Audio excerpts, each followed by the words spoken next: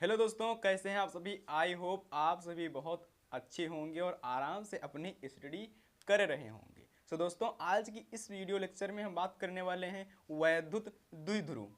आज हम समझेंगे वैद्युत द्विध्रुव किसे कहते हैं और उसका क्या स्ट्रक्चर क्या होता है, उसका जो है संरचना कैसी होती है।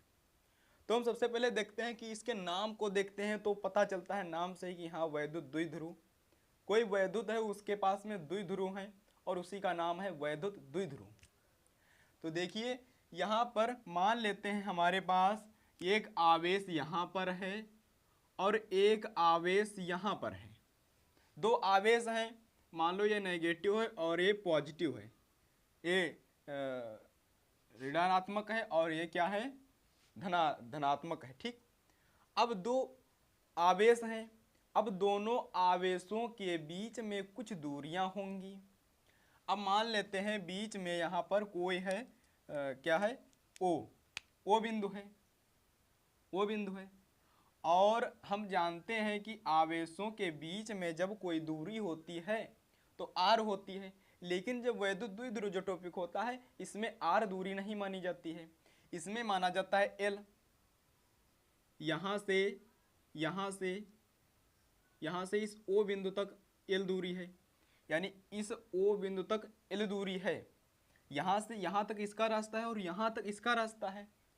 अब दोनों आकर्षित करें प्रतिकर्षित करें वो बात अलग की है। अगर यहाँ पर पॉजिटिव होता तो प्रतिकर्षित करता है, लेकिन प्रतिकर्षित नहीं दर्शाया जाएगा क्योंकि यहाँ पर वैद्युत द्विध्रुव है ना, दो द्विध्रुव हैं, भागेंगे थोड़ी ना। उनको ऐसे दर्शाया जाएगा कि वो एक दूसरे के सटीक हैं। और एल दूरी इस बिंदु से यहाँ पर एक एल दूरी होगी, तो पूरी जो हमारी दूरी होगी वो 2l होगी, 2l होगी यहाँ से यहाँ तक। ठीक है, अब इतना हमारा तो हो गया क्योंकि हम r को मानेंगे नहीं, अब 2l को मानेंगे। अब हम इसे थोड़ा लिखकर देख लेते हैं जो लिखा हुआ है हमारे पास। देखते हैं, दो समान परिमाण तथा विपरीत प्रकार के आवेशों को निम्नतम दूरी पर रखने पर जो संरचना बनती है उसे हम वैद्युत द्विध्रुव कहते हैं। यानी दो विपरीत प्रकार के आवेश हैं जो मैंने पहले ही बता दिया, एक नेगेटिव एक पॉजिटिव, और दोनों थोड़ा निकट रखे गए हैं। यहाँ पर फिलहाल में लिखा है कि विपरीत प्रकार के हैं, अगर सेम प्रकार के होते तो भागते एक दूसरे को प्रतिकर्षित करते। जैसे कि चुंबक में होता है, जो है यन यन सेम प्रकार के ध्रुव होंगे, समान प्रकार के ध्रुव होंगे तो एक दूसरे को प्रतिकर्षित करेंगे। अगर विपरीत प्रकार के ध्रुव होंगे तो वहाँ पर क्या होगा, वो एक दूसरे को आकर्षित करेंगे, अट्रैक्ट करेंगे। तो इसमें भी यही होता है, वैद्युत आवेश में भी यही होता है कि अलग अलग प्रकार के हैं, थोड़ा एक पॉजिटिव है एक निगेटिव है, तो मिलेंगे, वो लड़ाई झगड़ा नहीं करेंगे, वो भागेंगे नहीं, वो जो है अपना प्रेम व्यवहार से काम करेंगे पूरा।